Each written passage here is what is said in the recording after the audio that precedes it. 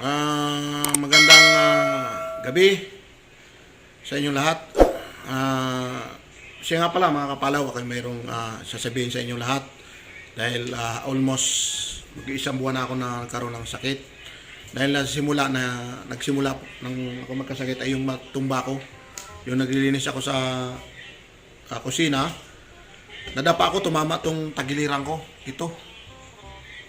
Ayan, tumama ko to, napakasakit. Halos hindi ako halos halos 1 minute hindi ako makabangon. Talagang linabanan ko lang. Ngayon, ito'y pina-x-ray ko na. Naranasan ko na magpa-x-ray. Nung mga nakaraang siguro 3 weeks na, pina-x-ray ko. Nakita naman sa x-ray na wala naman daw, sabi ng doktor, na binasa ng doktor ang x-ray ko, wala naman akong damage sa ribs, nabugbog lang daw. At ngayon, binisitahan niya ako ng gamot na para sa pain, sa sakit. Masakit kasi pag humihiga ako, halos hirapan ako hanggang sa tuloy-tuloy na yon. Nung time na yon, malakas ako. Hanggang sa nagkaroon na ng ilang linggo, nagkaroon ako na ng ubo. Pero wala akong trangkaso, wala akong lagnat. Hindi ako nilalagnat, inuubo lang ako talaga.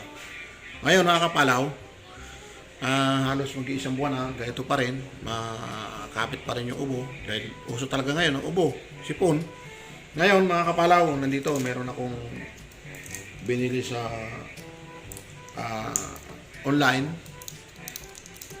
online. Ito, meron akong gamot na ivermectin na sinasabi na ayaw aprubahan ng DOH, ayaw nila i-test, na nabasa ko sa mga dalubhasang doktor, sa sinasabi ng mga congressman, lalo na sina Lito Atienza, congressman Lito Atienza, si Mike Defensor, saka si yung iba pang congressman, si Marcolita, yan, na ito ay pinamimigay nila, pinainom nila itong ivermectin. At ito nga pala, mayroon ditong kung paano inumin. Kaya susubukan ko to kung anong result nito na ivermectin, dahil ito ay subok na nakita ko na maraming dalubhasang doktor, meron sa ibang bansa, iba-ibang mundo, na ito ay talagang subok na sinasabi nila ay sa hayop, pero ito ay nakagaling sa COVID. Yan. Ako, sa tingin ko wala namang COVID, pero kailangan uminom. Ayan, mapatunayan ko sa inyo na kayo iinom ng ivermectin. Ayan. Kaya ikaw, Doki, tandaan mo, aprubahan mo na yan na inumin na itong ivermectin, kasi sa ginagawa nyo, lagi nyo remdesivir ang inanyo dahil sa pakamahal niyan. Ito, magkano lang bili ko nito sa online?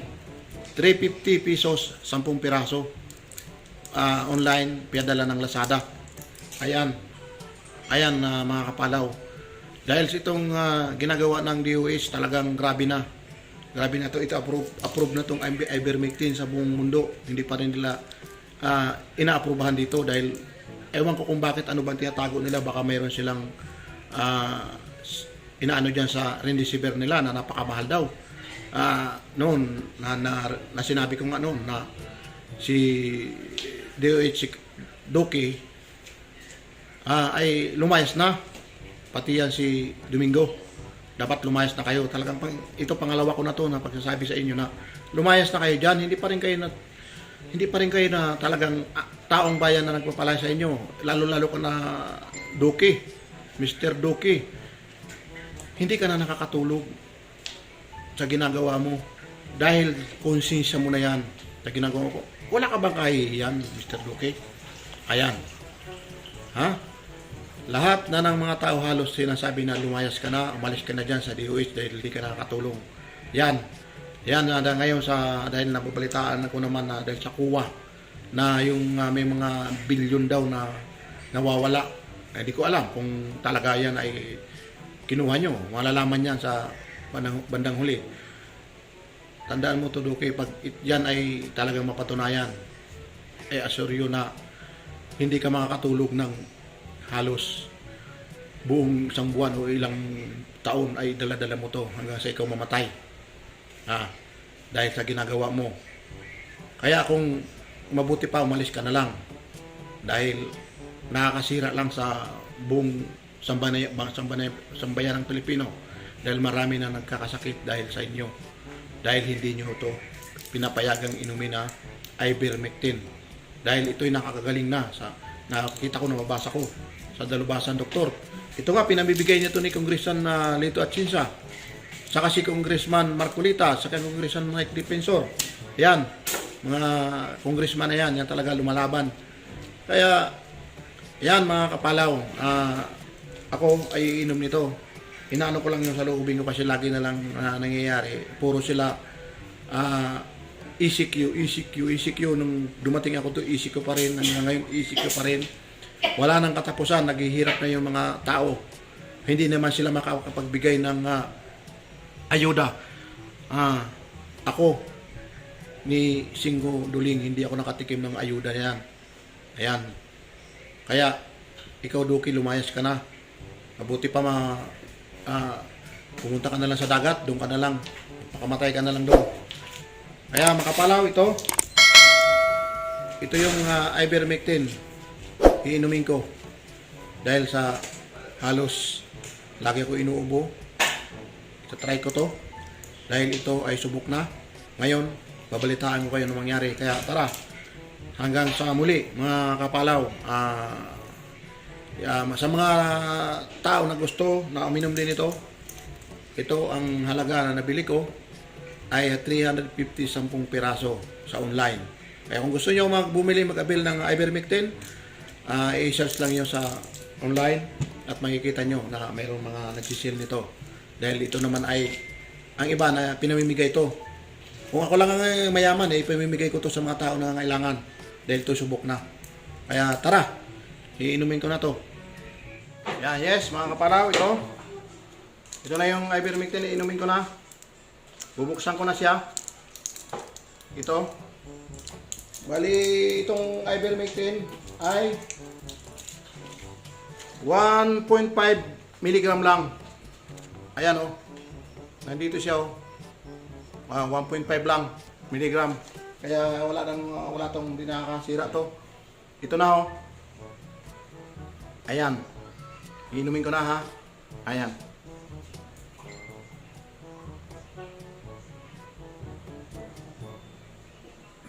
Ayan. Na sinabi dito na kailangan uminom daw ako ng sa unang araw isang tablita at pang-apat na araw inom uli ako, matatry ko. Ayan. Kaya yan, makikita nyo at babalitaan ko kayo kung anong result sa akin dahil lagi ako inuubo. Yan, or hindi ako tatabla ng anumang COVID dahil dito sa ivermectin. Kaya mga kapalaw, mag-avail na kayo nito dahil ito subok na sa buong mundo.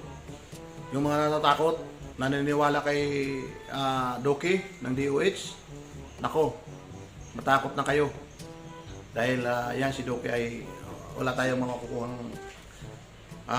tulong dyan sa tao na yan dahil ayaw niya aprubahan ang ivermectin na sinabi ng WHO ng Remdesivir ay hindi nakakatulong at hindi aprobado. Yan ay nakakamatay. Napakamahal pa. Baka doon sa Remdesivir na yon kumikita sila doon. Kaya dahil dito sa halaga lang ng ito 35 pesos lang ang isa, wala silang kikitain siguro kaya ganun. Dahil ito halos katapat ng Ambroxol ang isang piraso o dalawang Ambroxol isang piraso. Yan, napakamura. Baka sa mga susunod na panahon ito'y mura na dahil marami nang gumagamit. Kaya uulitin ko, Mr. Roque, hindi na kita respeto dahil sa ginagawa mo sa pagpapahirap mo sa taong bayan. Dahil ngayon lagi na lang binabalita mo na marami nang may COVID. Bakit hindi mo pa inumin ng ivermectin na aprobado na? Lagi ka na lang sinasabihan, tinatanong ka na kung ito bakit hindi mo masagot. Lalo ka na Mr. Domingo ng FDA. Isa ka pa. Ito binabasura nyo ang mga gamot na nakakatulong. Dahil wala kayong kita. Kaya tandaan nyo to. Ah, ang pagkakasala, ito iaanihin nyo, tandaan nyo yan. Mga Duki, Mr. Duki and Mr. Domingo. Kayong dalawa. Kaya mabuti pa, lumayas na lang kayo. Ay, bakit hindi pa nyo bitiwan yung nasa posisyon nyo?